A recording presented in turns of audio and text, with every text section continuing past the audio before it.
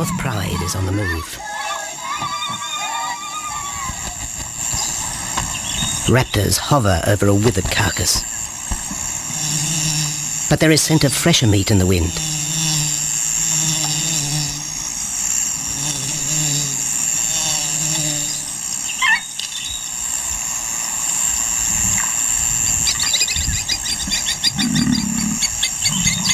Pickings have been slim for Nabamba's Pride since her fight with a startled warthog. The lioness is limping from the encounter. And even the Pride's big male, Jabu, wonders when his next meal will come.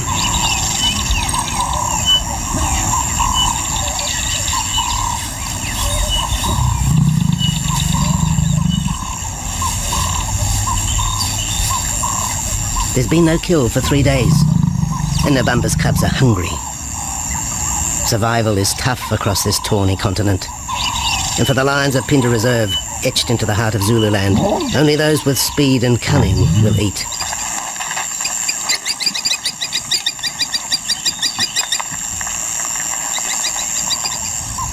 For this pride anyway, it's been a long time between meals.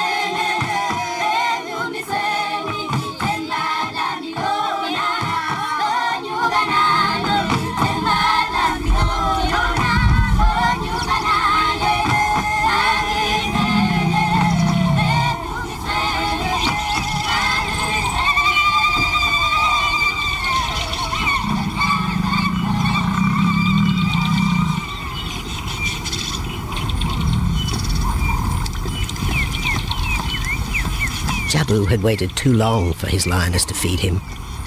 Overnight, his stealth carried him into the path of a careless zebra. The rest of the herd is still skittish. One animal had already lost his tail to a hungry pride, but for the dazed stallion, it was all over in seconds.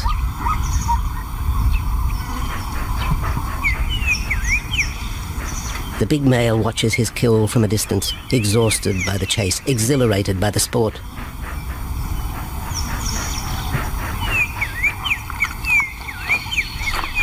Jabu will feast later. Tired from the hunt, he needs to rest.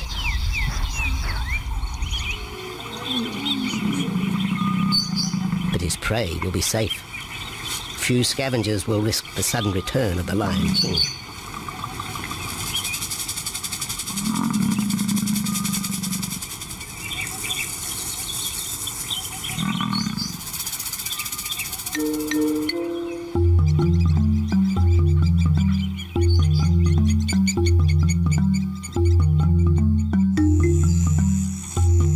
Zulu trackers follow the spoor of Nabamba's Pride across Mziki Marsh. This vast tract of savanna is favoured by the lions in the dry air of winter, but it's a region also shared by Pinda's giraffe and white rhino population.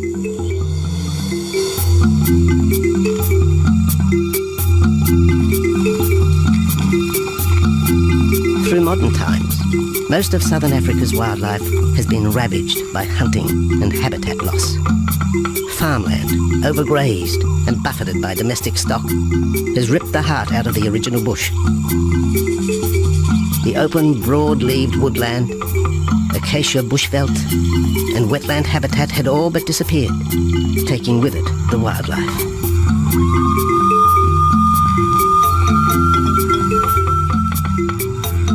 A few years ago, the Pinda Project was born. 17,000 hectares of farmland bought up in KwaZulu-Natal along South Africa's eastern seaboard. What followed was the largest game restocking program ever seen on the subcontinent.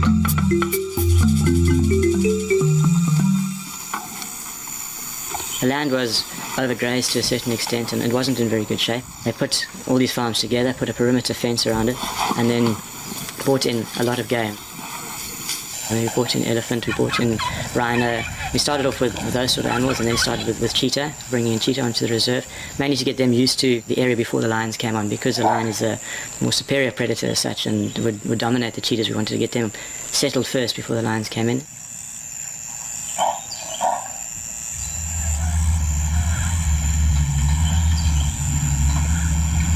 Andrew Lewis is habitat manager at Phinda, one of those committed to the restoration of southern Africa's ecosystem. Phinda is the Zulu word for return, and the aim of his company, Conservation Corporation Africa, is to return the land to its traditional wildlife and at the same time restore the habitat to its original state.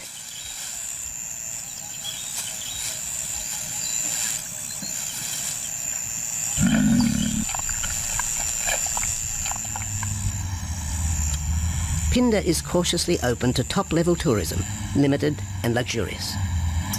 Dreams of extending the green frontier require funds, and the reserve's lion pride has already earned its keep.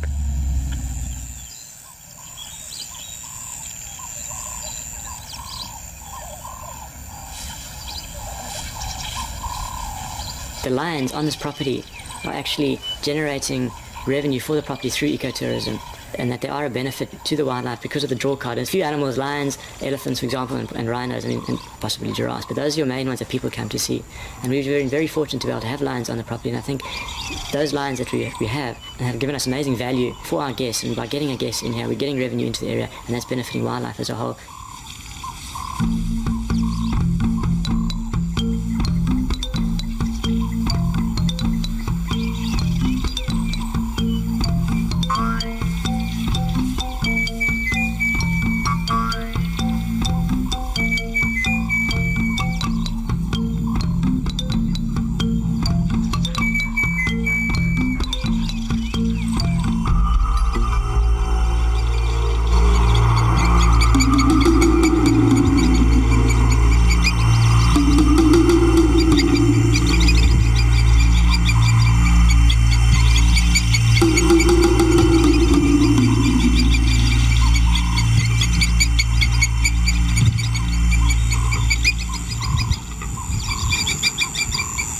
Jabu has returned to his kill.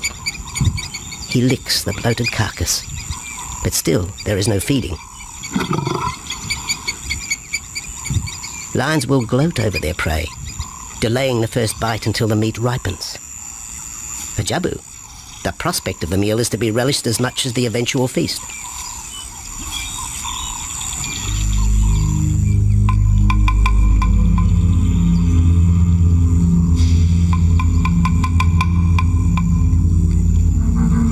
Meanwhile, Nabambo's pride is on the prowl. The older cubs are 10 months now, weaned, but still dependent upon Nabambo for food.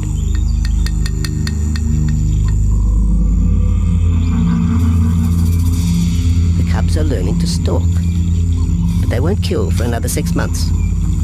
Young male lions are usually ejected from the pride when they are about 2 years old. Fending for themselves, they form hunting groups with other isolated males. Nabambo's cubs aren't sure what to do with prey so close, but the lioness isn't far behind. Their time for hunting will come.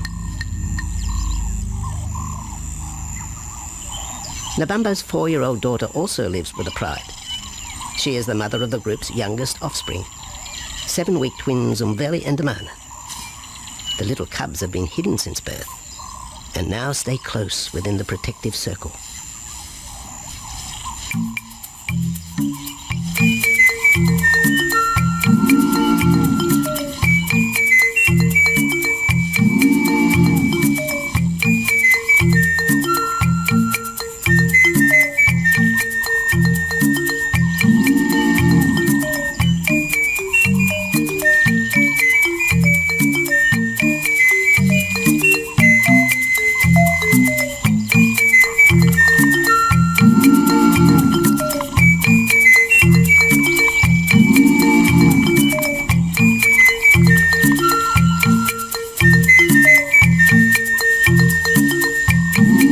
Jabu has little time for his small cub.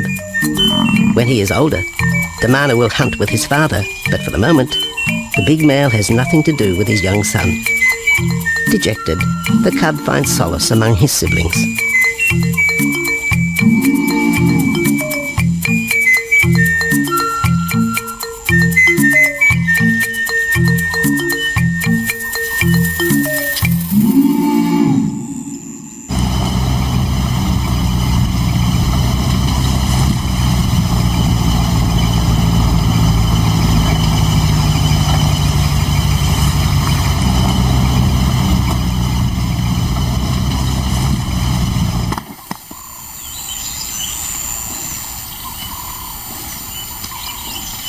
A young giraffe lies helpless in the grass.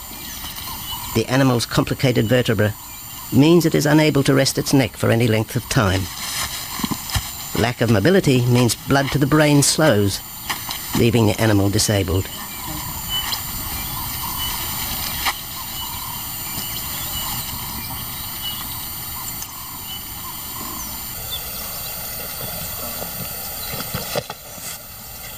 Efforts to lift the head fail, and rather than leave the giraffe vulnerable to predators, the young bull is shot by rangers.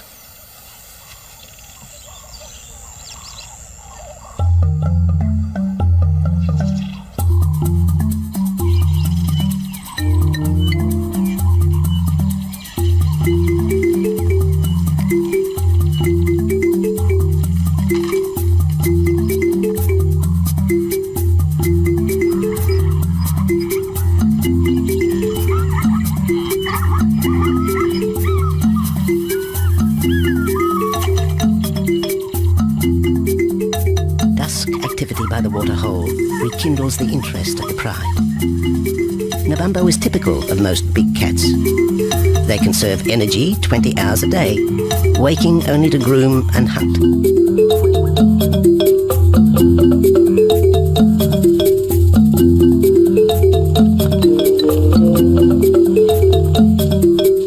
The lioness shows little sign of her injured leg, but the tusks of the warthog have torn sinew and muscle, slowing her in the pursuit of prey.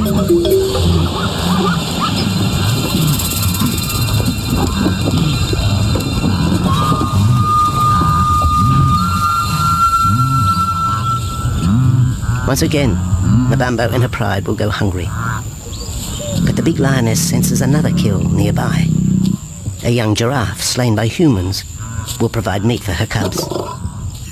Leaving the pride, Nabambo follows the scent.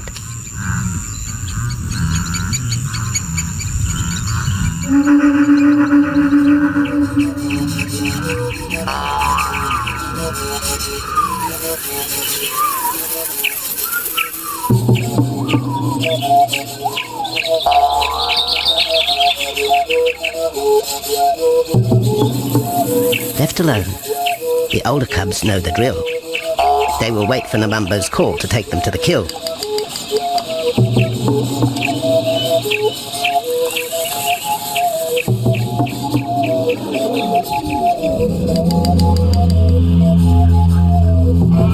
The day moves into shadow. The cubs are restless and a little afraid. Adult lions have few enemies, but cubs, even those 10 months old, are at the mercy of leopard and other predators.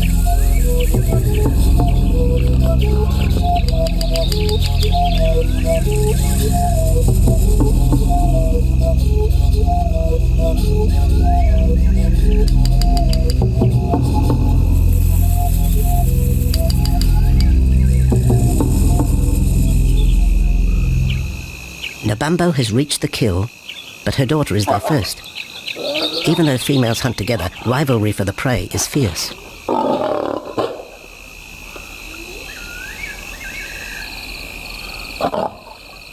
The big lioness begins the trek back for her cubs, but the youngsters have heard her call and they meet halfway.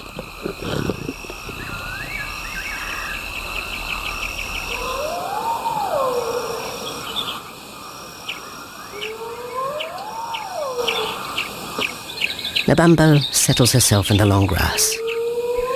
The cubs are unfamiliar with her behavior.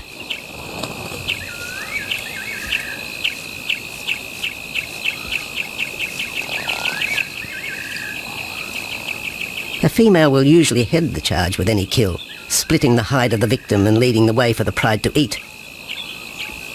But there is human scent around the giraffe, and the big lioness is cautious. She watches her cubs, hidden, alert to any potential threat.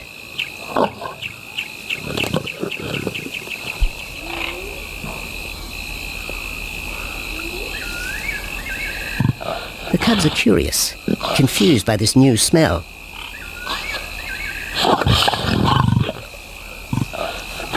The lioness moves in for a final check, but she has already made up her mind.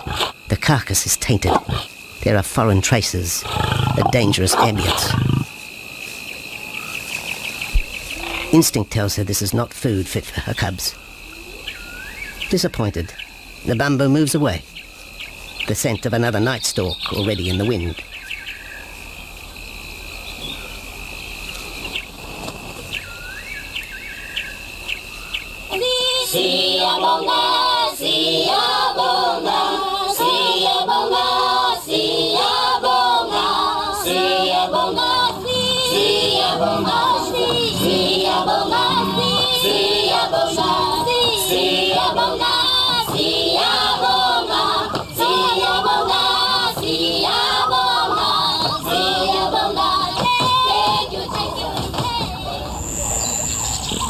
After 2 days, Jabu has returned to his kill with another younger male.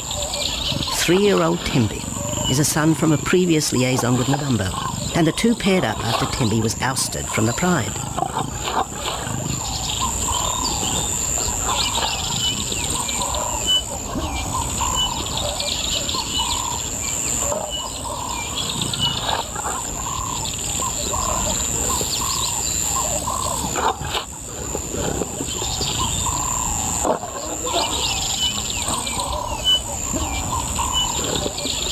Pride males are lazy and will gladly let the females track down prey. But the theory that males won't hunt is a fallacy. Any hungry male will hunt for himself when no free lunch is provided by the lioness, hyenas or other predators.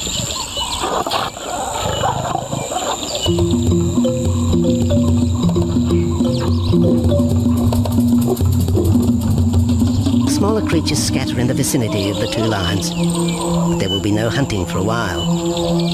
Bloated after the zebra kill, both males will sleep for the next day, oblivious of their surroundings.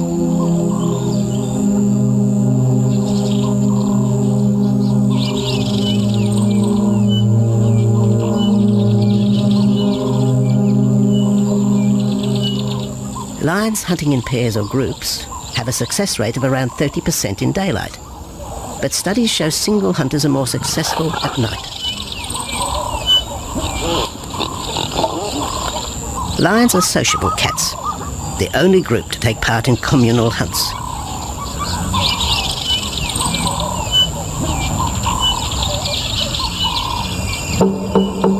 Ambush is an important part of the lion's strategy.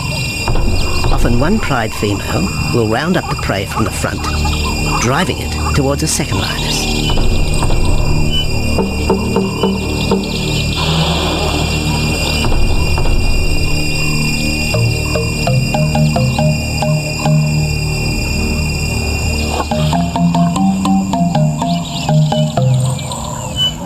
As in most cases, the pride male will only get involved if he has to.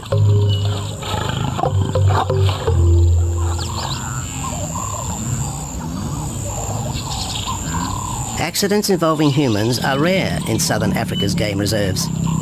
Our primal fear of being eaten has been well documented, but in fact, lions seldom attack if they're not provoked. At Phinda, great care is taken to limit the number of people viewing game. Emphasis is placed on causing the animal as little stress as possible.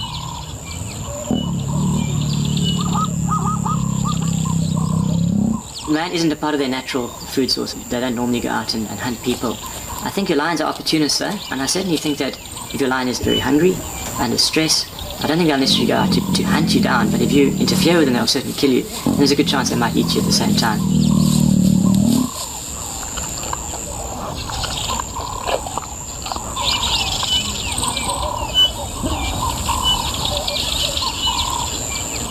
With all animals, it's how you treat them is what's the reaction you're going to get back from them. Certainly at Phinda, all our guides go through a training course and they're all brought up to a certain standard. There is a certain operating ethic with regards to viewing animals, and we certainly try and be as sensitive to the animals as possible.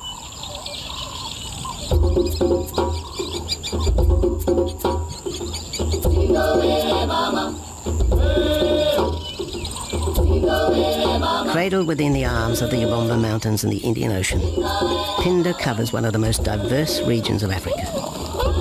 Here are found 7 different ecosystems, from palm savanna and bushveld to rare sand forest and dense thorn bush, all restored from the pastoral belt which had swept down the east coast.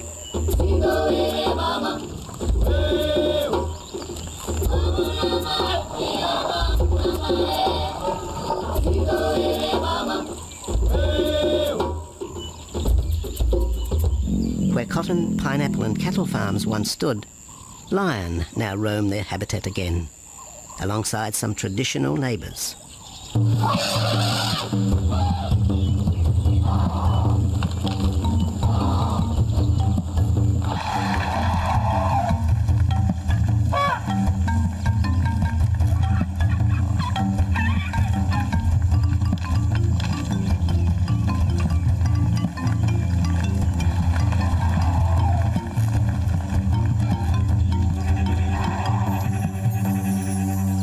Phinda sees its responsibility to the region extending beyond restoration of habitat and wildlife.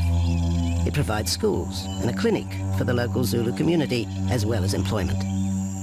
In the eyes of Andrew Lewis, essential ingredients for a successful operation. It's very important to involve the communities around your reserve because they have to benefit as well. There's no point in just taking land, get some investors to invest in it. But if you don't allow the people who are on the periphery of that reserve to benefit from it, you're going to have an immense problem with poaching, and they're going to cut your fences down, and you're just going to have an uphill battle.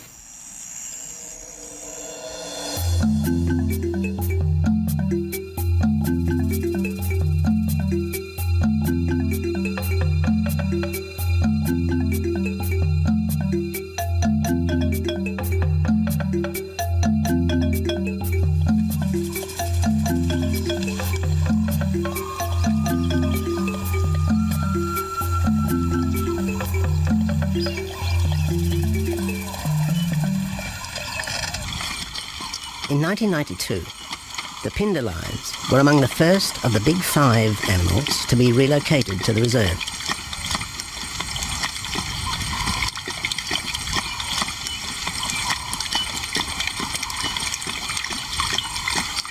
The original pride came from the northern province of South Africa, a vast scrubby region flanked by the ragged Drakensberg Mountains near the Mozambique border.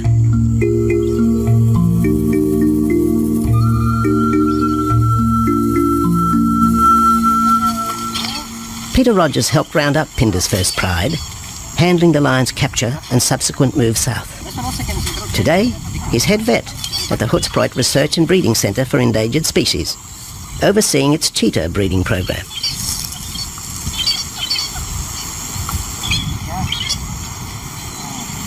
But it's the discovery of what's believed to be a long-extinct strain of lion that has put Peter's centre on the map.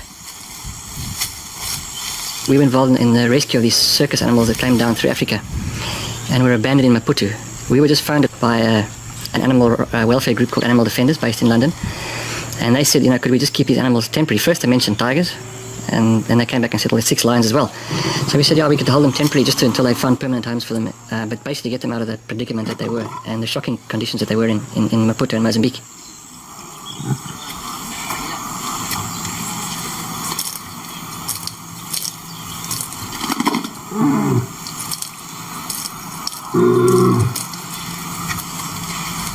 When the lions arrived at the breeding centre, their size, pale colouring and the male's thick black belly mane put them into the category of the Cape or Barbary lion, not seen in the wild since the early 1920s. A few still exist in captivity, and a male and female were brought to South Africa from an Italian zoo for breeding purposes. But attempts to mate Akef, the big male from the ill-fated Mozambique circus, with the Italian female are proving difficult.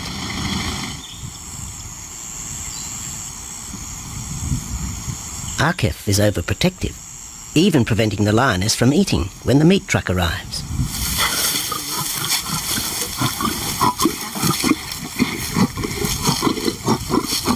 Finally, though, Sisi makes her breakthrough.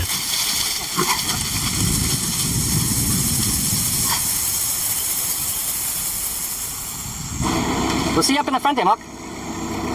You're going to go to that sort of middle central area. Where are you going to go?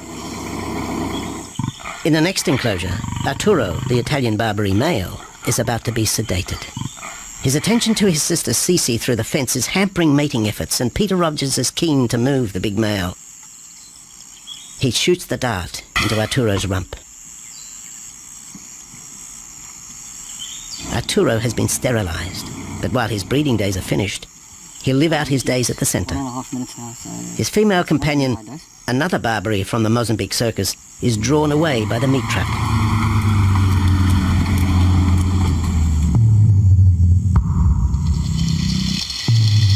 20 minutes before the anesthetic takes effect. It's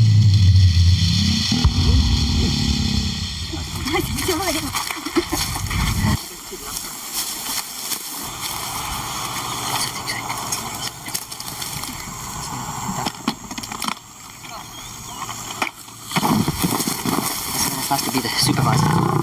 Slowly.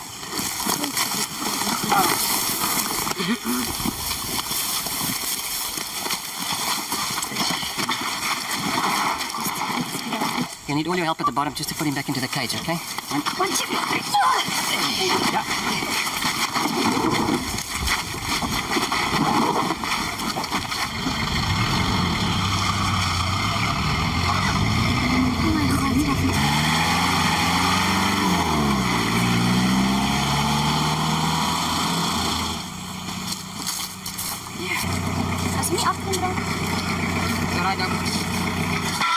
The anesthetic gives Peter Rogers and his team a chance to check over the 12-year-old lion. He'll spend a few weeks in this cage before being returned to his enclosure for observation. I still want to inject him in everything, Mark.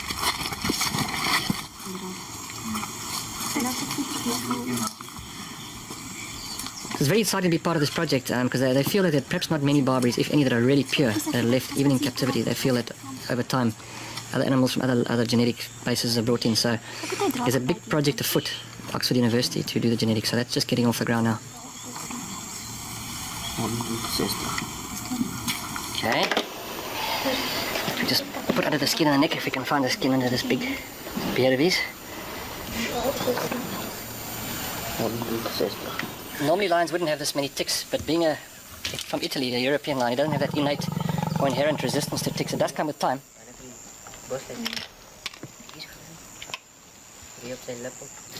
Like a bit of a bit like this. What we can do is put him in there and roll him over inside there. Immediate term now is to get these ones to breed. And we'll take it day by day from there and see how it goes. But the prime object initially was just to get these animals back into good health. And it's developed into something a lot bigger. It's a deadline,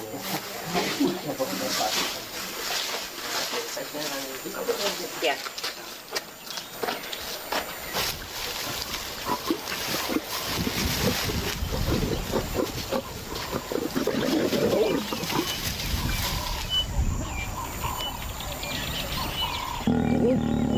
While the breeding centre's lions are healthy, it's not the case a few kilometres away in the Kruger National Park, where TB has ravaged half the population. Infected buffalo have been blamed for the outbreak, primarily in the south of the park, and attempts are being made to fence off the diseased area.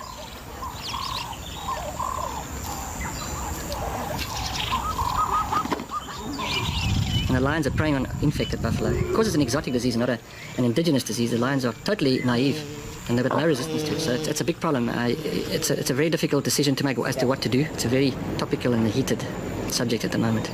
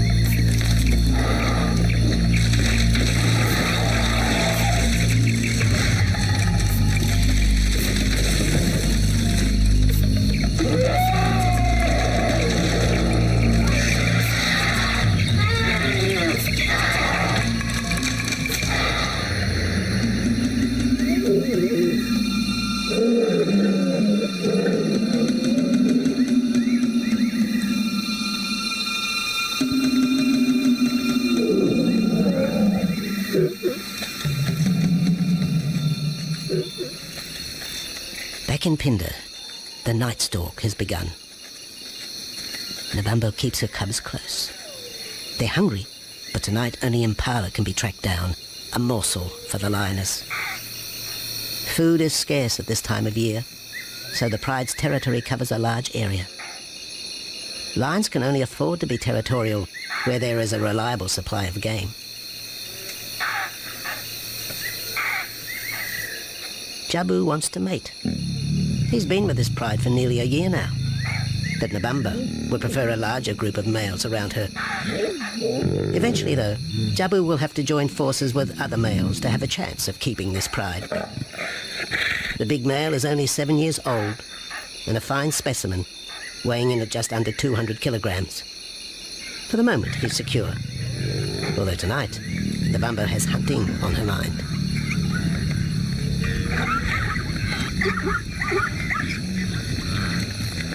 The cubs follow in the lioness's wake. If there is a kill, she will feed first. Often, weak cubs lose out to a hungry mother. High juvenile mortality rates are the result of lean times.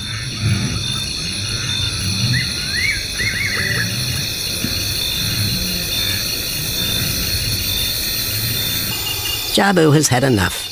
He's been walking for hours. Sleep is more important. And the zebra he ate 2 days ago will suffice for another night.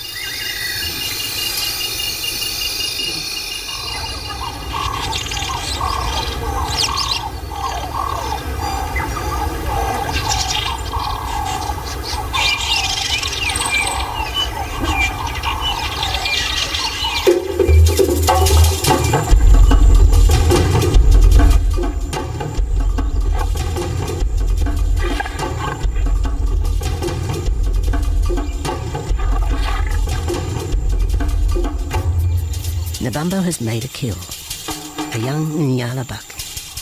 It's been 3 days since the pride has eaten, and this will provide meat for them all. But the lioness will eat first.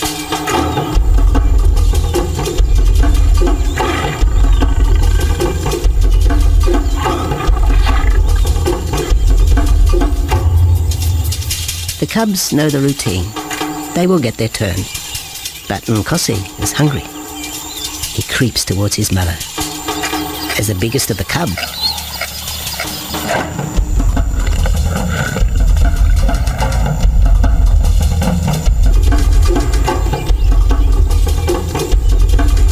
Nkosi watches. A lioness can eat more than 20 kilograms in a single sitting. This could be a long wait for the little cub. Nkosi approaches the kill cautiously. Sometimes a lioness will turn on her cubs. But today, Nabambo is pleased with her efforts.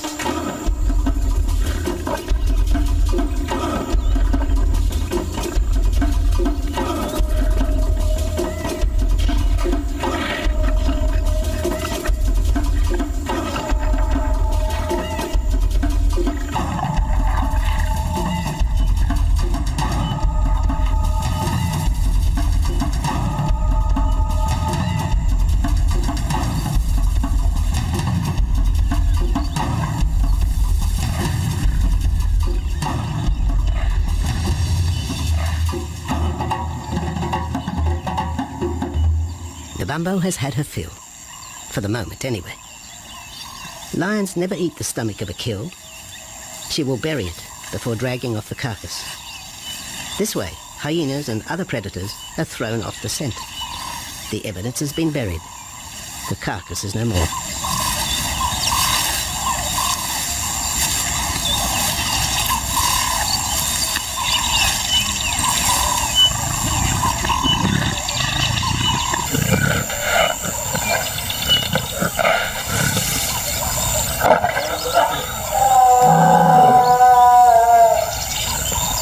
Nabambo's daughter hears the call. It is the second this morning. The first was the strangling cry of the Nyala as Nabambo broke the young buck's back.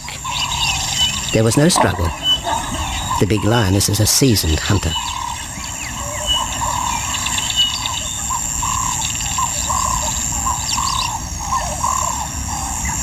The rest of the pride will feast on the carcass after Nabamba retires.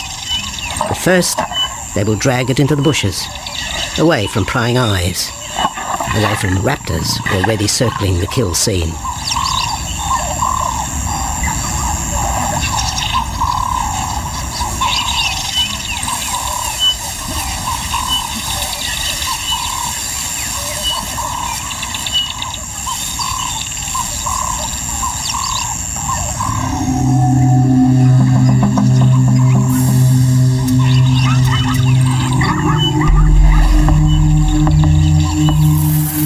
Kill has created a nervous edge. Even the hippo, its bad temper legionary, is flustered, anxious to protect its waterhole. The wildebeest are a favourite prey for lions. Naturally, they feel vulnerable. But for the pride, there is no agitation. Gorged, they will sleep for the next day. Even Mveli and Damana, the 7-week twins, have tasted blood for the first time. But it will be many months before they take part in a hunt. For the moment, they just want to play with Nkosi.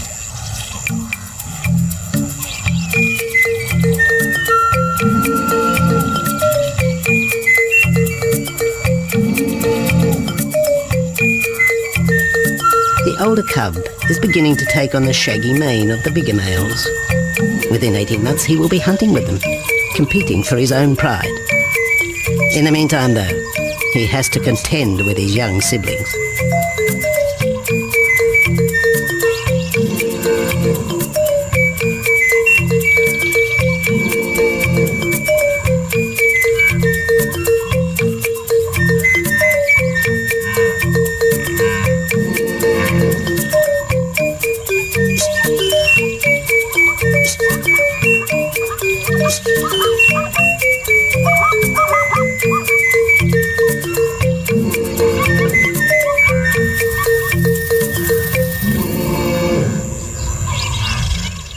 Jabu rejoins the pride.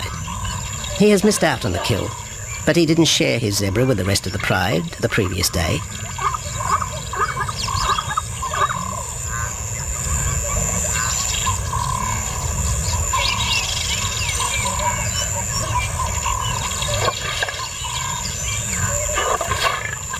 A half-hearted attempt at mating, but the big lion's attention is drawn to a curious onlooker. With the pride so close, the giraffe won't be sitting for long. Drinking and sitting is when they are at their most vulnerable.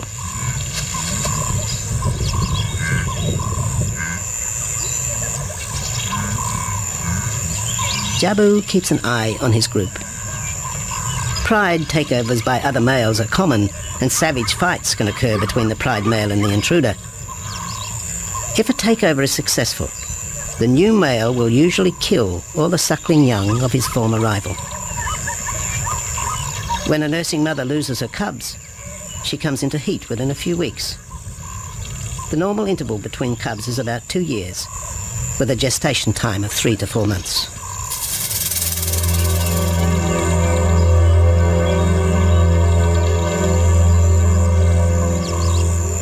Jabu marks his territory, but it may soon be all in vain.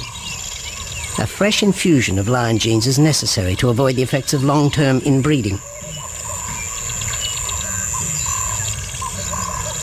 It's likely Jabu and his son Tembi will be swapped for males from another game reserve. This will broaden the bloodlines of future lions and avoid the genetic risks currently facing the pride at Phinda.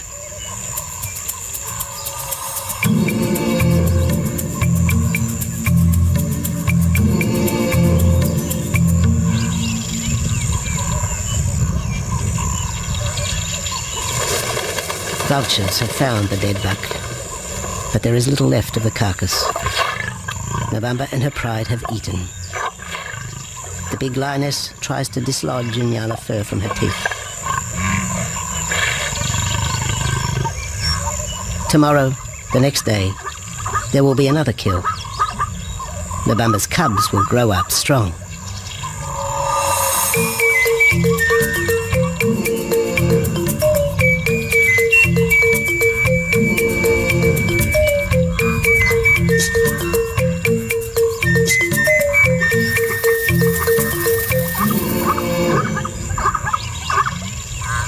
The lion is the greatest of all predators, the essence of all that is Africa.